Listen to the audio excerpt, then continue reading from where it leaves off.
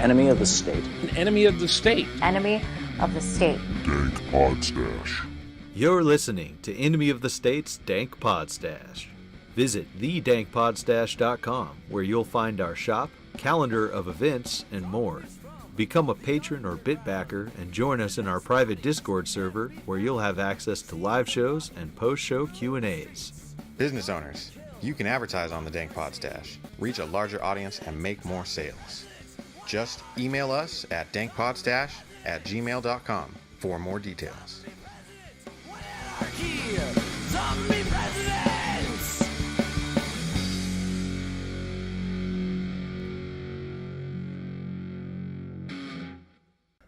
Welcome to episode 35 of Enemy of the State's Dank Podstash. My name is Nick, and I'm joined as usual with my co-host David Ballantyne. And before we get going, we have our special offer from Shane Radliff of Liberty Under Attack Publications.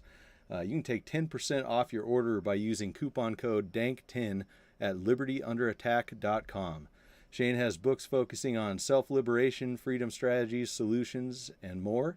His current books are #Agora, Second Realm Book on Strategy, Ben Stone's Sedition, Subversion, and Sabotage Field Manual #1, and Shane's very own Vanu, A Strategy for Self-Liberation. He also offers assistance to new authors throughout the publishing process, editing, proofreading, formatting for Kindle and paperback, and full-service audiobook production. So go to libertyunderattack.com, and Liberty Under Attack Publications is where you can share your story and find your freedom. And we've had some people take advantage of this offer, and it seems like it's working out pretty well. So definitely check it out. And David, I think you got something for us. Yeah, we got a shout out for our friends at agoristnexus.com. So you should go there, check them out, subscribe to their services, find some cool stuff. That's agoristnexus.com. We're here today with Michael Jimerson. Hey, how's it going? He's got his best old man Facebook profile pose going. So I'm loving it. Everybody's loving it. Hope the viewers on YouTube are loving it. How are you doing, man? Not too bad. Just relaxing on my only day off this past week. Nice. Yeah.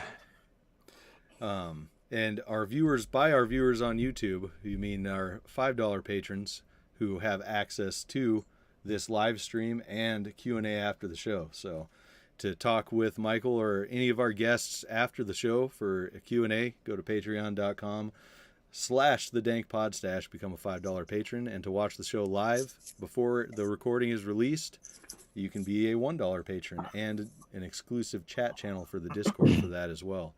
So Michael, you run, well, what I know you most from is Free Market Environmentalism and Green Agorism group on Facebook, right? Yes, that's my group. Tell us about that. Well, it's a little thing I started. This is, I think, the second version of it I've done of just, libertarianism and anarchism and all that. But instead of from the traditional leftist view, from a voluntarist viewpoint instead. Nice. And it's grown significantly from there. Still doing a lot for it, though. Hell yeah, I know you. So the title is. I know you have a lot already. of info dumps. Right some good files that you put in on there that I've enjoyed. Oh, yes, that's one of the reasons why I run it as a group instead of as a page, because on a page you can't do anything like that. And part of the reason why I'm doing this is to share information for anyone who's interested in the topics. Nice. So the title is an interesting amalgamation of various things: free market environmentalism, green agorism, and that's interesting to me. It's a nice combination of a lot of good things. What made you decide to is it just the audience you're trying to get in there, or is that kind of what you subscribe to? As what I subscribe to as I, became more aware of past status I used to be and more into libertarianism and further and all that. I started combining that with my already belief in nature and just developed it from there. And one thing I learned was kind of known for a while as traditional environmentalism is extremely leftist. depending on the variety of it. So, and there, I did find, eventually found that there is a small offshoot, so to speak, of Austrian economics and libertarianism that does focus on environmentalism, but not with the extremism and the collectivism of the left. And I just started looking into it, and it's what's made the most sense to me so far, and I just went with it. Well, that's awesome. I am a strange amalgamation of things myself, so anytime I see that, I'm like, oh, that's interesting. I like that. That's another little thing that's part of all the research and learning and this group I've been doing is taking a little bit from one thing and a little bit from another, put it together and see how it looks. Hell yeah. Go for it, David. Go, Nick. Oh man, I'm gonna switch subject streams here, so continue down the road you're on. Okay. Yeah, I personally believe in more of an environmentally friendly ideology. I think we're just kind of wrecking a lot of the planet, and maybe not so much consciously. Some people definitely consciously. They just don't give a fuck. But I think that if everybody took time in their individual lives to recognize that and do something about it, the world would be much better off. Yeah, we still have the problems of huge major corporations backed by the government that just give no fucks, and they pay off the government to do whatever the hell they want. And as consumers, people should be aware of that and, vote with their money. So I enjoy what you do. I enjoy the group. I appreciate that. That's one of the reasons why I'm doing it, is for people like that. Yeah. I like a lot of the... So you want to change the subject? Well, I was going to say, I like a lot of the permaculture stuff. I found something in what you said there about wrecking the environment and stuff with the, I guess people call it traditional agriculture now, even though it's not the original traditional ways of permaculture that many societies used before. And I think permaculture is one of the roads out of this mess of the problems that we're having with environmentalism, or, irresponsible environmental practices. And I know you've shared a lot of info dumps on permaculture stuff on there.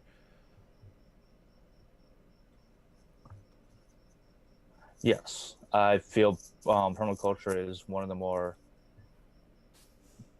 I would say, techniques that fit in with the theme overall, considering it is more environmentally friendly and more sustainable. It doesn't have the damaging effects of modern industrial farming and ties everything together better than, mass industry and mass farming and all that. Absolutely. It's definitely possible to produce, massive amounts of food and whatever else you're growing permaculturally. And a lot of people are stuck with the idea that the large-scale factory farming kind of stuff and factory animal raising is the way that we have to do it to sustain the very populated city areas and whatnot that we have. But I think even if it's not fully permaculturally, things like guerrilla gardening, and making food deserts less barren are a good way to go to do that. And it eliminates all these things that we're thrashing the environment with as well. Well, it doesn't have to be any specific technique like that. One of my intents for providing this information is to see that there's examples of stuff that can be done, but to help enable you to think of new ways that may help, that are along the similar basis. Hell yeah. Yeah. Double hell Jinx. yeah. Yep. Well, I think it ties in nicely with agorism as well, because if you have some people may not be able to grow their food, they may not be able to produce things like this, be it because of a handicap, any number of things. But if you have a community of people that are doing it and willing to trade and barter with everybody else, or just help somebody out, then that's a step in the right direction of being away from relying on the state for all these things. Well, I think with that is also in the sense of not just relying on the state, but more the sense of just doing what you feel is necessary and what you want to, and just straight up ignoring what you are capable of ignoring and sidestepping what you're capable of. Because, today's society, it's ever increasingly difficult to live your life as how you want it.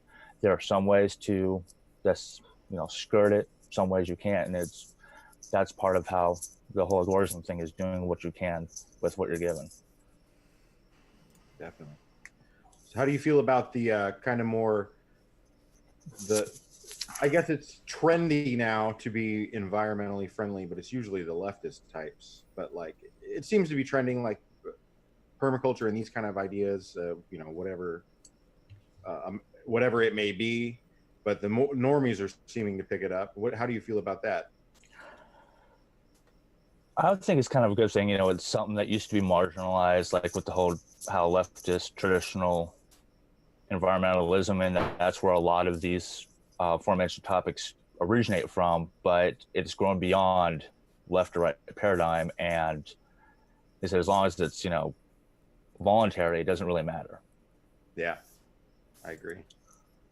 And the fact that more and more normies, so to speak, are learning about it, hopefully that means it's become more of a conscious thing these days. I use the term normie for lack of a better one. Well, I understand. I think it's a polite NPC. I think it's important to get this kind of stuff out there, in the face of the kind of green scams that are going on, coming out of the government, and a lot of companies just trying to make money off of certified green, air quotes, stuff that doesn't really do anything or is a money grab. So it's really good to get the real tried and true environmentalist stuff out there versus buying into just shit that doesn't work.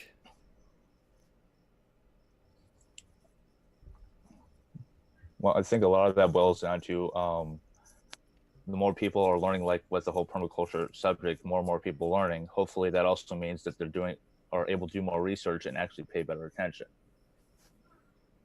Yeah, absolutely. I think it can lead to doing that would weed out a lot of that. I think it can lead to a lot of people being inspired to grow their own gardens and their own food, raise their own food, which is one of my favorite ways to be against the state, is to be independent with your food.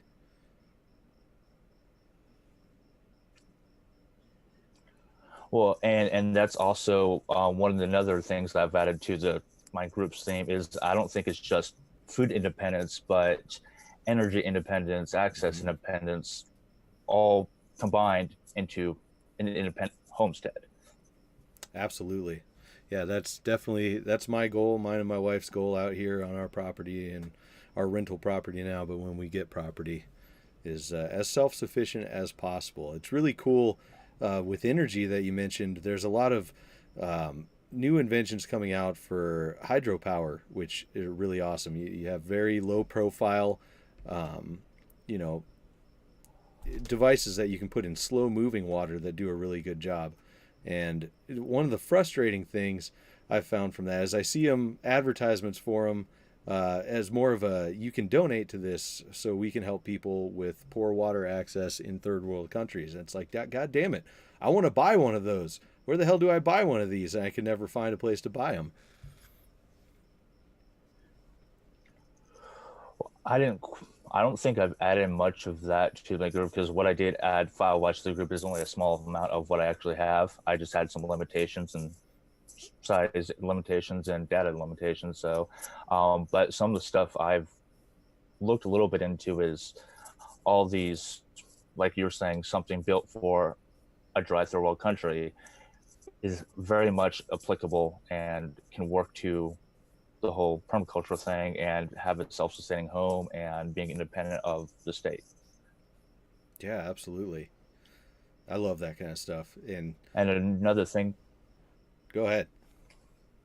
What I was going to say is another thing I found out that's relating to that is stuff from our own past, before our industrialization, that had slowly but surely disappeared because of the modern farming techniques and such, and further increasing reliance on the state for everything we need to survive.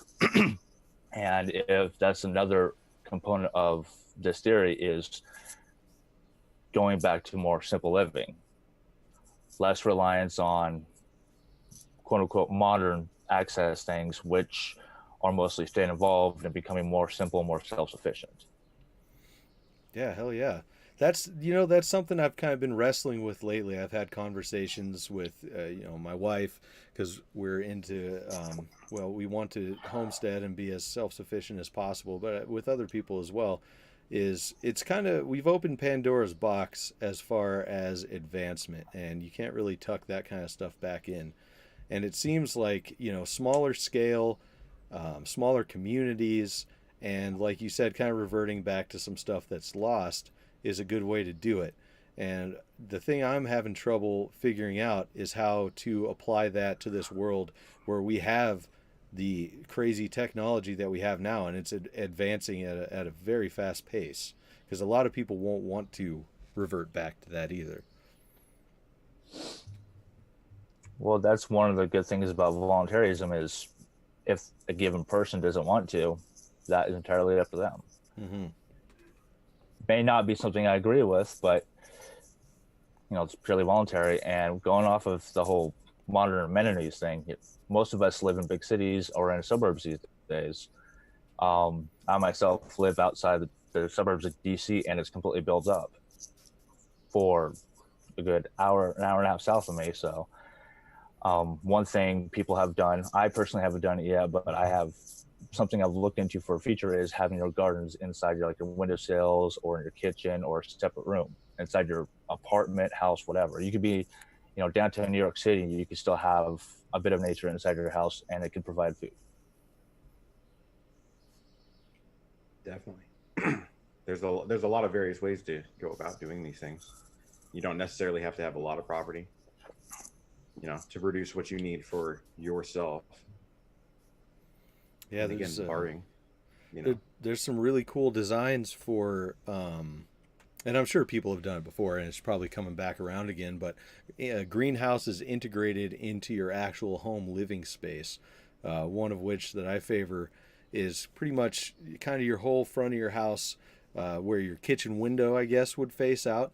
And it can be separated by glass or not, but if you have the whole front of your house with the glass with greenhouse, so it's kind of heating that area naturally, you can have fans or air ducts and whatnot to use that natural heat in the wintertime, or blow warm air out of your home into that and grow all your kitchen vegetables and stuff like that in this just nice greenhouse section right in front of your kitchen. And it's kind of like permaculture applied to your home, to your house.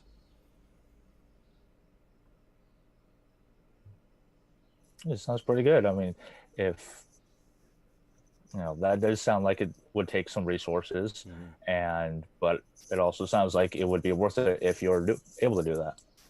Absolutely. Yeah, the wife's and my plan moving forward is mostly earth sheltered, if not fully earth sheltered home, with strategically placed glass for things like that to take advantage of the natural heating and cooling, among other things. So that's I love just looking at designs for that stuff and sketching out what we have in mind, and it's just really fun. I think a lot more people would enjoy it, and the benefits of setting that stuff up and then reaping your fruits and vegetables and whatever you grow in there is always satisfying as well, and it does foster that attitude of independence. I like that you mentioned that, because that is one of the plans that I have too, is for something that's earth sheltered. I got some designs that I can forward to you if you're interested in, of mostly out in like the deserts of the Southwest, where you have a house that the only thing really visible is the front, and you got everything is covered, integrated into the landscape, and you have your garden on top. But there are also options for like a car park and things like that also. So everything is as integrated as possible.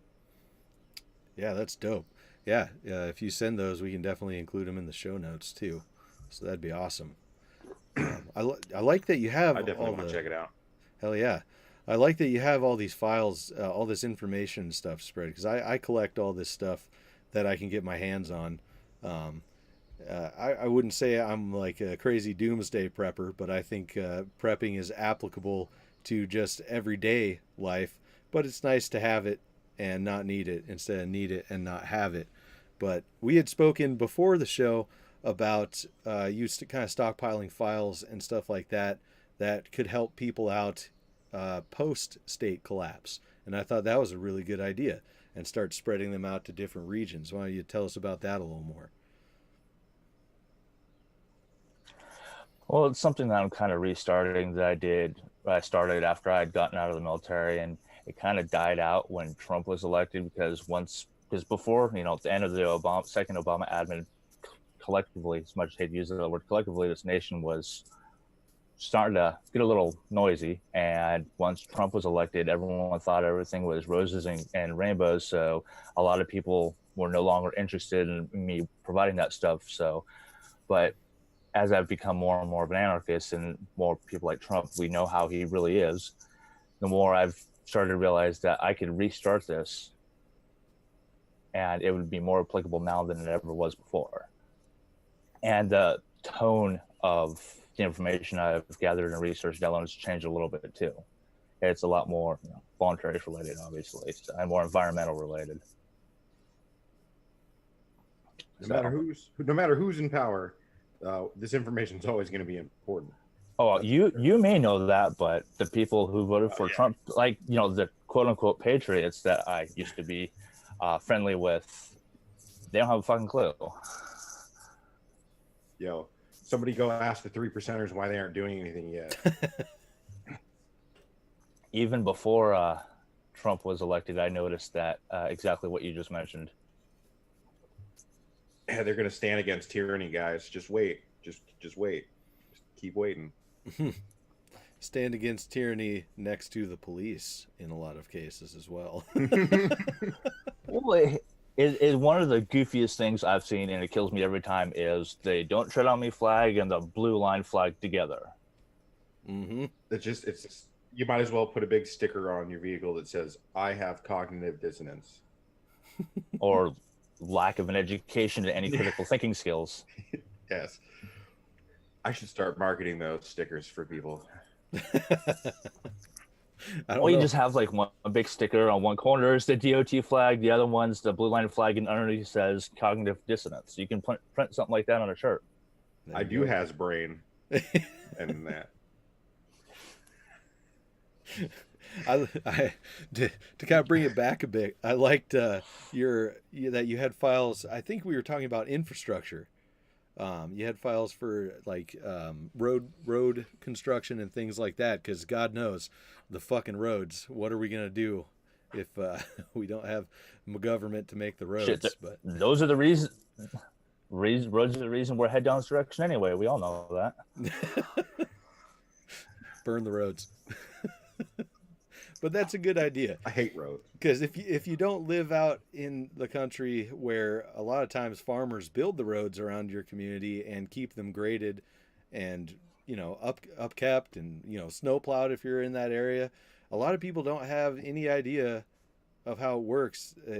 And I know they don't necessarily think that the government comes at night and rolls them out like a fucking toilet paper roll or something, but some people might think that. Most people, and from what I've seen, especially since I've been in this job I'm in now, is unless it impacts their commute, they don't give a fuck. Mm-hmm. It's a common theme with people. Unless it impacts them directly, constantly, they just are apathetic to it. That makes sense. It sucks, but it is the way of the world. I liked the toilet paper analogy there.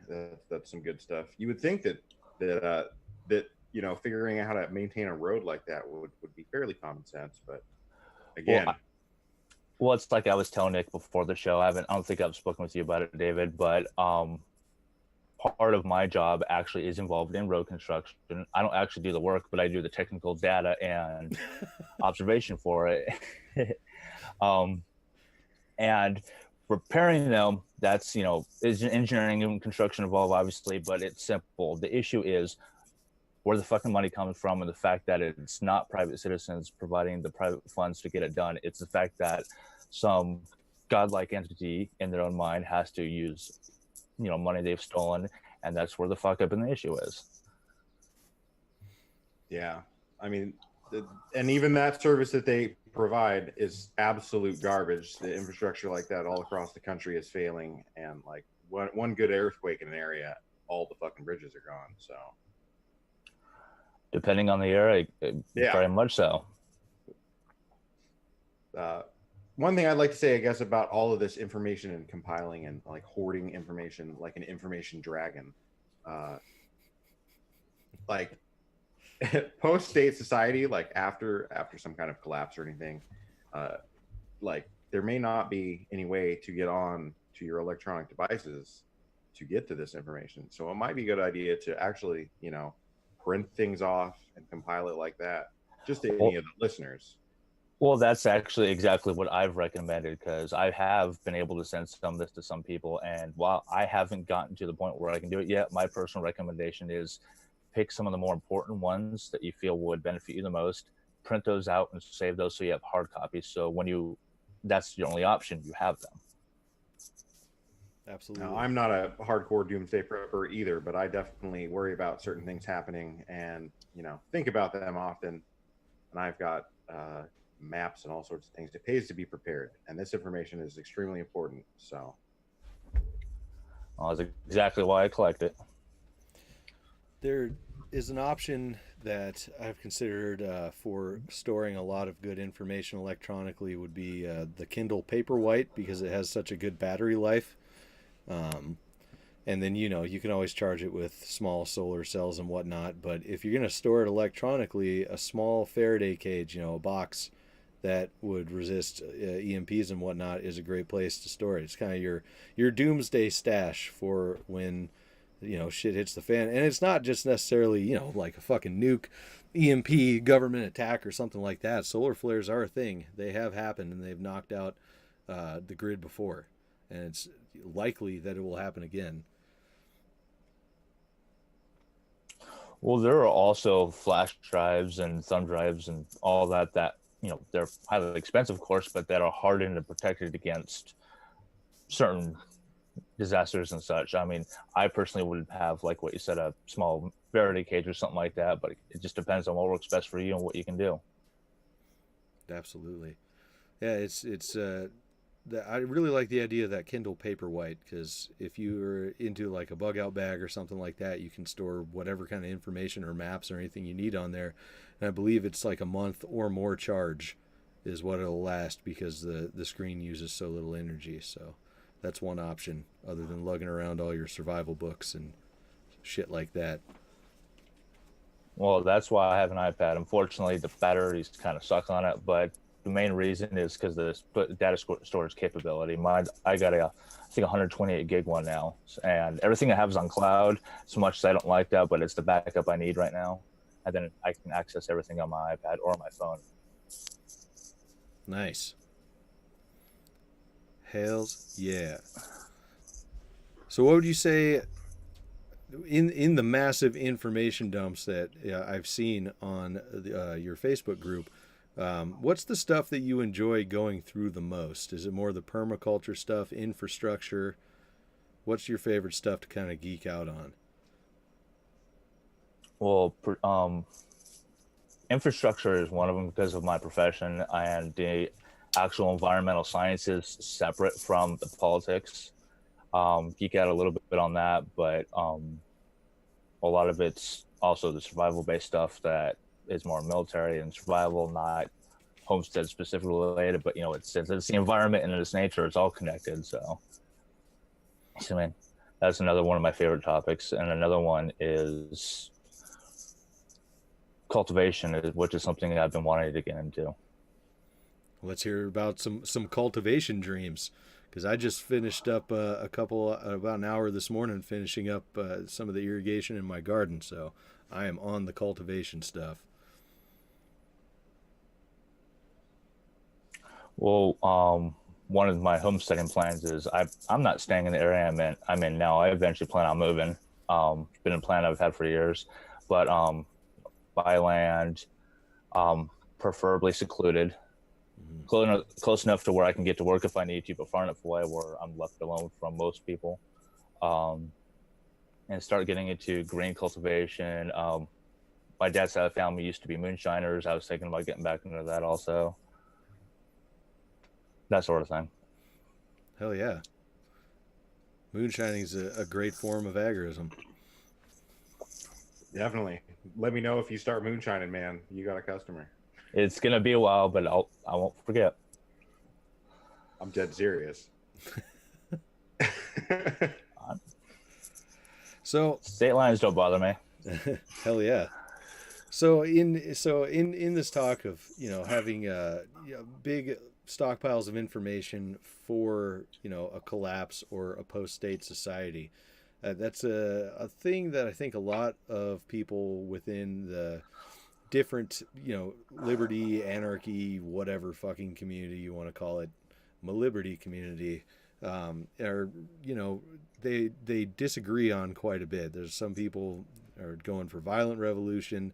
Some people want to vote in Yang and secure the bag and collapsitarian everything through the economy, and then there's quite a few people who would prefer the route of education, the slow and steady, I guess, unlearning and reteaching and showing people how to be more independent and away from the state. What are your thoughts on that? Because I know we have ours and we've talked about them before, but I always like to ask people that.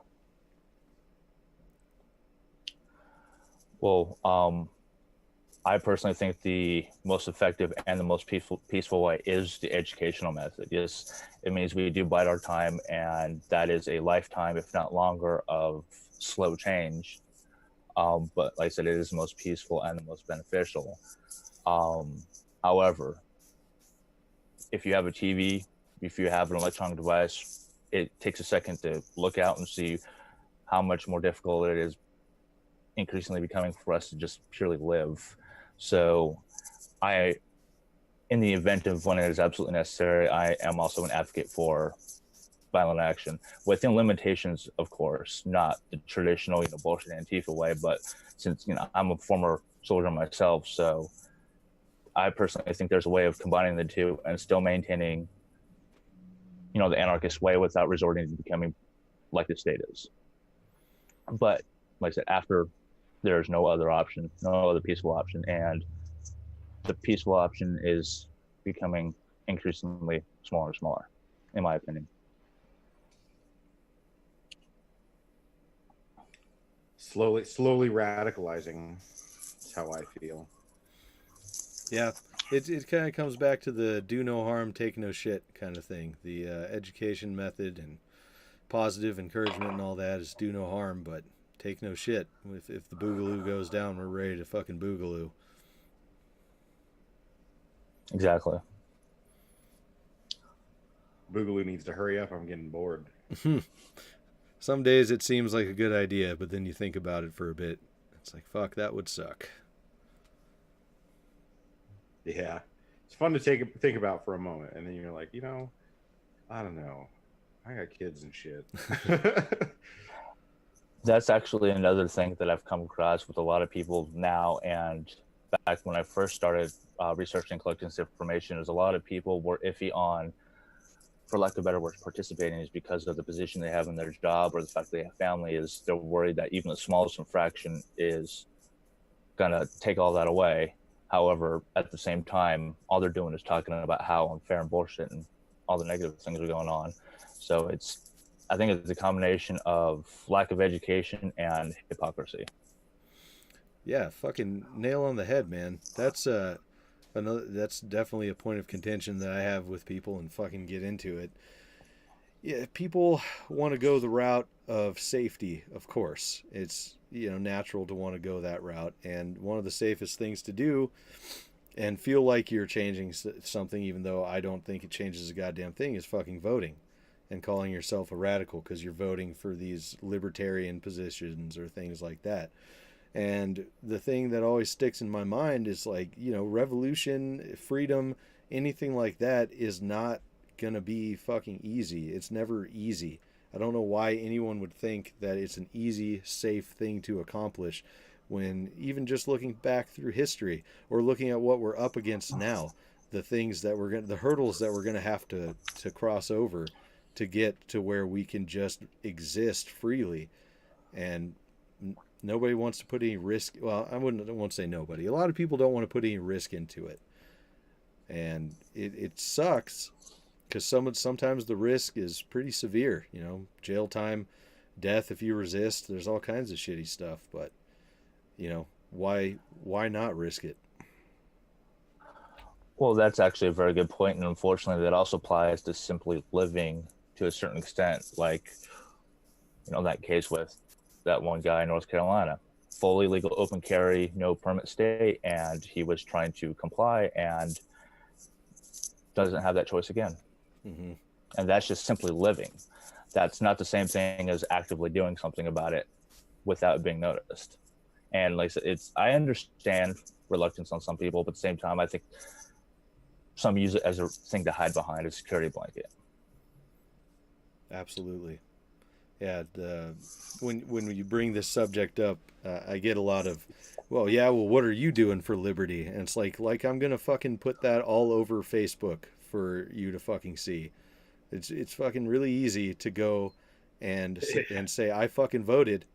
Look at me, because you're not gonna get fucking arrested for voting.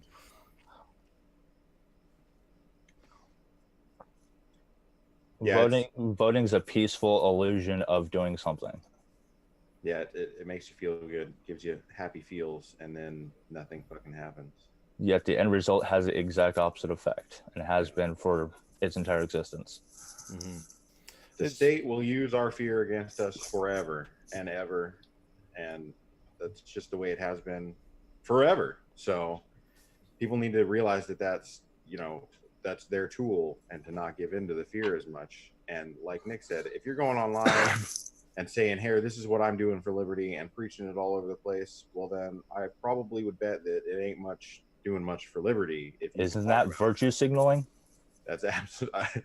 What I'm doing could be virtue signaling too. I mean, you could put that label on a lot of things.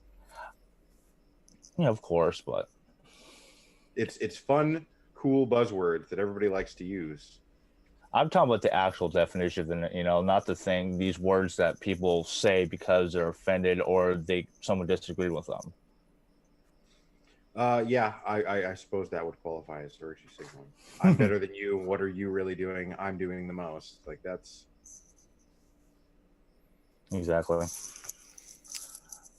So, along with voting, the successes that a lot of people put out there, one of the things, one of my stickler issues is legalization of whatever, whether it's fucking cannabis or psilocybin or anything like that, or decriminalization, whatnot. The thing is, it's a trade-off for the freedom that you're supposedly going to gain of not having to look over your shoulder when dealing with these substances.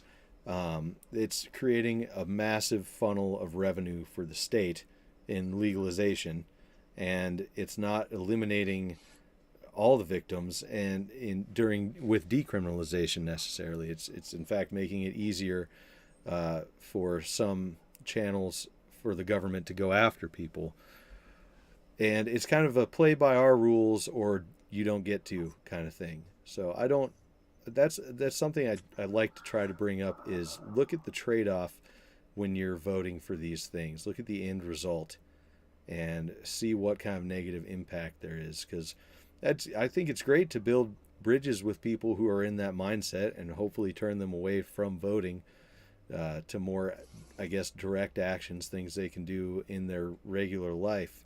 And I think that's a good, starting point. You brought up the whole legalization thing. I like that, because one thing that I think it's an inadvertent on the government's part for allowing the legalization, quote unquote, but we can use to our advantage, because as you know, legalization and decriminalization, as you said, create a brand new funnel of money to the state. However, it is also making substances far more socially acceptable, which makes it easier for those of us who are not used to that can continue. We can be more open about it, depending on the person, of course. But at the same time, with the fact that it is a new funnel for the state, it drives more people to the traditional black market for that sort of thing. And that is, in a sense, a victory for us. Mm-hmm. As our friend Gabe likes to say, what is it? Government is downstream from society or culture. And I think the people who really paved the way for it becoming acceptable, which led to the government not being able to deny it anymore, are the people who went out there without voting and publicly, like weed festivals from back in the day before it was even legal. And they got raided all the time and stuff. And people who put this stuff out there in their daily life. I think that is more effective, if not just as effective, at making it culturally more acceptable, more normal. Oh, I agree too. That does definitely have its advantage too. But at this point, we'll take every option. Mm-hmm. I suppose. I think that the people who would see it as being legalized, and then be like, "Oh, well, it should be more accepted now." Those are the people that if the government turns around and says, "Oh, actually, it's really, really bad and it's the devil," then they'll be like, "Oh, okay, yeah, it's the devil." So Well, that is a fair point too, but I'm hoping maybe I'm being a little too, generous about it. But during that grace period, people learn a little bit more. It's another reason why I've collected this information is, purely for educational purposes. It's not just for those of us who already have an understanding. It's for those who don't and wish to learn. and that's very important. And that's an admirable thing to be doing. Yeah, one thing with libertarian voting initiatives and whatnot that I've thought about as kind of extending that olive branch is show me something where the state's not getting a cut out of this deal, out of voting to legalize or something like that. If you can show me those initiatives, I'd be more interested. But it's still perpetuating the idea of asking for permission from the state. Absolutely. And as for the whole show me an instance where the state's not getting its cut, unless it is a person to person without anything electronic involved, there's no way that the state can't get there or is not going to get their cut. Any kind of transaction, whatever, unless it is black market or related, the state's going to get their cut. Mm-hmm. Exactly. It's kind of not a winnable situation as far as voting goes.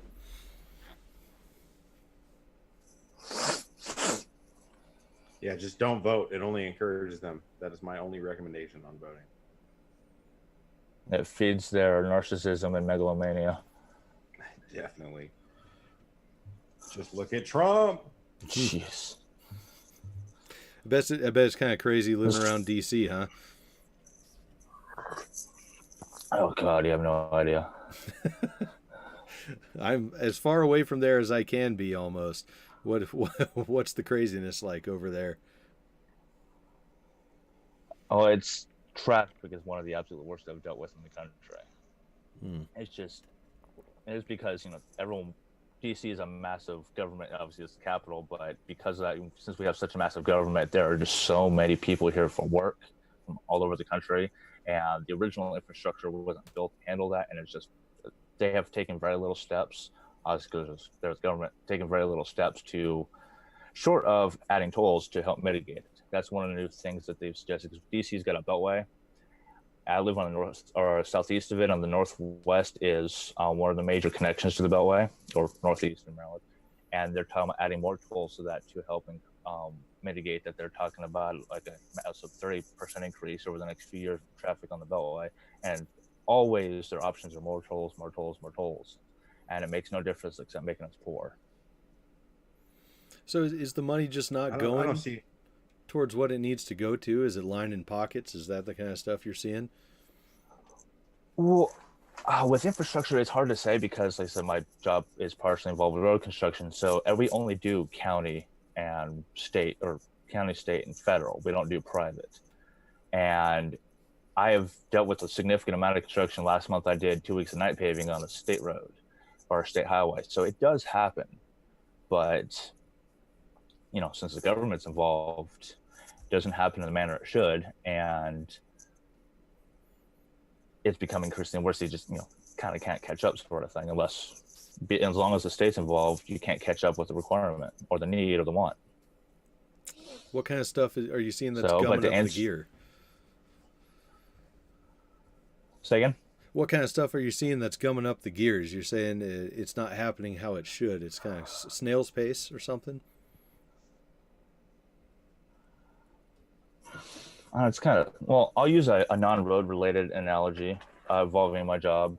Another aspect of my job is I do foundation inspections. In the county I live in, which is one of the counties my office has jurisdiction over for our company, as of early this year, we cannot perform any inspections on any more residential facilities because the county has enacted a new certification requirement. The problem is that certification process, that the new certification is extremely difficult. Professional engineers have a difficult time completing it and passing it. There's only one person in this entire state that has that certification now, and that's my boss actually. And to top it all off, the county government are the only ones who can do this inspections now, and they don't have to be certified at all. There it is. That's exactly what they want. Because our certifications are involving the technical data and the requirements and all that for what we're inspecting, in this case, foundations. So they're not just some check the block kind of service. It's an actual scientific knowledge base we use for our job. And we're required to obtain a new, more difficult one, and they don't have to have any of them at all. Not even the old one that we currently have. Just because they're affiliated with government, because they're employed by government. Yeah, they're city employee or county employees, and the county division of whatever it is they call it that's relating to civil development. That's crazy. Hearing it from the Roads worker here, that's astounding. That obviously you think it would be better if the government wasn't involved at all, yeah? Well, one thing that I do speculate from time to time as part of my job is because we're contracted by a developer to work alongside the actual builders to ensure they build within engineering specifications and requirements. And unfortunately, some of those requirements are government requirements. And I've just dealt with a lot of situations where the only time they can be resolved is when the county government is forced to step in. So I don't have the answer for that. But I will say that in the absence of even that low level of an entity, it would be a bumpy ride, but eventually it would evolve into, my roads, but they're built by actual private people from private money. It just, the way I see it, it's not going to be easy. Yeah, that's got to be one of the hardest things you could do in the avenue of setting up competing services. Competing against the government is infrastructure, because it's one thing to set up like a neighborhood watch or private security, things like that, to compete against the police. But once you start going with infrastructure, and that's obviously a larger scale because more people use the infrastructure than people who feel that there needs to be competition against the government. That's almost an insurmountable task. Have you ever thought of any way to make a competing kind of entity? Well, I was saying the civil engineering and civil development field is already extremely competitive in terms of who gets what contract and for what and for how much. The issue is, because it is infrastructure, how it's always been is a government has to be involved according to their logic. So that goes along with what I was saying earlier. Since it already is competitive, the only real way to make it truly 100% private and competitive is to do, the steps however you feel it can work out to end the state, like with, the peaceful method, violent method, whatever. So we're already competitive enough as is just get rid of that overwatching government entity and it'll just be better, I think. What would happen to a company that decided, you know what, fuck this government bullshit, it's unnecessary, it's not necessarily safe in every instance, like the standards are, there are better standards to hold this infrastructure to. What if they just said, fuck off with all the government stuff, we're going to build this because we're being contracted by this community, and not listen to the government or be involved with them? What do you think would happen at that point? I honestly wouldn't say. I will say there's a possibility that if that happened in my area, my company wouldn't be involved with the development because of the level of professionalism and competition we have to deal with here. That's a little bit of a risky move. You see what I'm saying? Mm-hmm. However, I'm sure there are some circumstances where, like I said, we primarily do government, but we have done some private. Like all the housing I've done is all private, but built by developers. I have done a couple that are built by people who just happen to have enough money, and all they want is to do the shit, get it inspected, and make sure everything's good, and then just live. They don't want any no harm, no foul, or no involvement unless absolutely necessary. If we go towards that attitude more, I think it'd become more and more successful, where the less and less the state will be involved or the government will be involved. However, another issue is going back to what I was saying about contractors fucking up, is even with the state involvement or the county involvement for us, there are just some contractors that really don't give a fuck. So I think if a contractor truly wanted to be like, hey, let's do this on our own, they have to be providing the best possible product or they're fucked completely. And that's the beauty of the market itself. And if you're going to do that, you need to understand that. And in the face of government involvement, I don't think a lot of people really do. Well, it's kind of cutting yourself off at the knees, too, if you're not taking government contracts anymore or anything like that, because then your competitors can get that sweet, sweet taxpayer money and have more income than you. Well, it's not just that.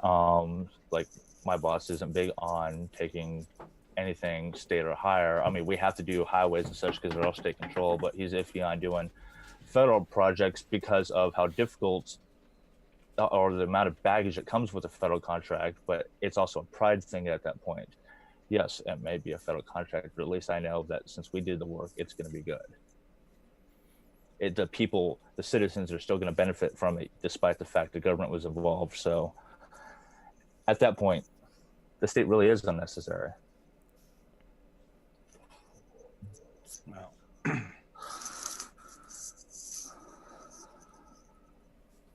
I was going to let you say something, David. I was staring right at your picture there, so I didn't step on you. But for once, and I didn't even have anything to say. It was there, and then it was gone. Well, I kind of wanted to jump into because you're near New York, so you know Larry Sharp's whole platform of what he was calling privatizing. Well, you may know, may not, but privatizing the roads. I don't think I know of him. I know of him. I think a friend on Facebook invited me to like his page. I really don't know what his platform is. Well, except that his name has libertarian on it. Yeah. He had the idea of kind of renting out the infrastructure to companies like Verizon and stuff and calling it the Verizon Parkway. And they would pay for the maintenance and pay rent on these things to the government. And he was calling it privatizing the roads. And it's like, that is not privatizing the roads because the fucking government is still getting the money here. If you were to have Verizon own and maintain this road, to have their name plastered all over it and drive people to their business, that's more privatizing. Having a private entity maintained, but then still use that money to give to a government agency, that's defeating the entire purpose. Mm-hmm. Exactly. His whole thing was that it would ease the tax burden because the corporations would be paying it, but they would just recoup it in their fees and whatnot for their customers, I would imagine. It's kind of like how tariffs are fucking us up right now. Same principle. Yeah. Yeah, absolutely. I bought just recently a bunch of 6-foot deer fence for around the garden. And a few years ago, the exact same fence was a much thicker gauge of wire. And this year I noticed it's much thinner. But it's the same price as it was before. It's just a little bit smaller. They're cutting costs. Oh, it's not just that. I've seen it with plastic water bottles. I've seen that with bags of chips, bags of cereal, things like that. It's the prices are maintaining, if not getting more expensive because of inflation. the actual product itself is becoming increasingly inferior. Absolutely. That's how they trick you. Selling you those bags of air labeled as Lay's. And it always comes back to finding a way to subvert, end the state, compete against it, anything like that. Which, if you want to have some good info on that, making yourself more independent, you got to check out Michael's group, Free Market Environmentalism, Green Agorism, and we'll post the links in the show notes as well. And that pretty much brings us to an hour, boys. Any parting thoughts? Woo. Well, I'm glad I was invited. Definitely unexpected, but pleasant nonetheless. Yeah, it was great. We'll have a after show Q&A right now for our patrons. So if you're in there, you're going to have some fun. And we'll definitely have to have you on again to go more in depth on some of this stuff. Be more than happy to and appreciate it. Had a great time. Thank you, man. Thank you. Hell yeah. We'll catch you all next time. Omnipresent, whatever.